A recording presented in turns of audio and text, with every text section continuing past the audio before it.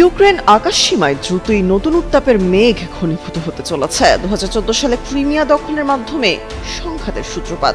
2022 সালের ফেব্রুয়ারিতে তা পূর্ণাঙ্গ সামরিক আগ্রাসনে ভয়াবহ রূপ নেয়। সে অরাজকতার আবহে ইউক্রেন এবার সুইডেন থেকে অত্যাধুনিক গ্রিপেন যুদ্ধবিমান কেনার পথে। সুইডেনের তৈরি যুদ্ধবিমানগুলো ইউক্রেনীয় বিমান বাহিনীতে যোগ হলে চলমান উত্তেজনাময় যুদ্ধের গতি প্রকৃতি পাল্টে যেতে পারে বলে মনে করছেন সামরিক বিশেষজ্ঞরা। সম্প্রতি ইউক্রেন ও সুইডেনের মধ্যে একটি চুক্তি স্বাক্ষরিত হয়েছে, যার আওতায় ইউক্রেন 100 থেকে 150টি JAS-39 মডেলের গ্রিপেন যুদ্ধ বিমান পেতে পারে। তবে সুইডিশ প্রধানমন্ত্রী জানিয়েছেন এটি একটি 10 থেকে 15 বছরের দীর্ঘমেয়াদী প্রক্রিয়া। বিশেষজ্ঞরা মনে করছেন ইউক্রেন দ্রুততম সময়ে গ্রিপেন নয়, বরং এর পুরনো কিন্তু শক্তিশালী সংস্করণ গ্রিপেন CD মডেলগুলো পাবে।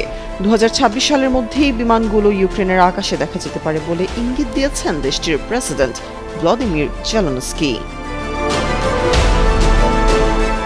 গ্রিপেন জেটের অসাধারণ ক্ষমতা, এর গতি, বহুমুখী তৎপরতা এবং উন্নত অস্ত্রসজ্জার মধ্যে নিহিত।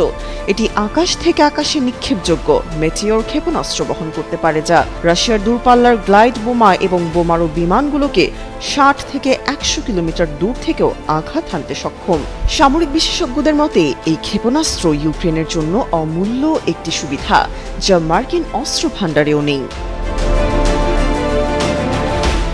গ্রিপেনের আরও একটি উল্লেখযোগ্য বৈশিষ্ট্য হল এর ছোট রানওয়ে বা সাধারণ সড়ক থেকে উড্ডয়ন ও অবতরণের সক্ষমতা।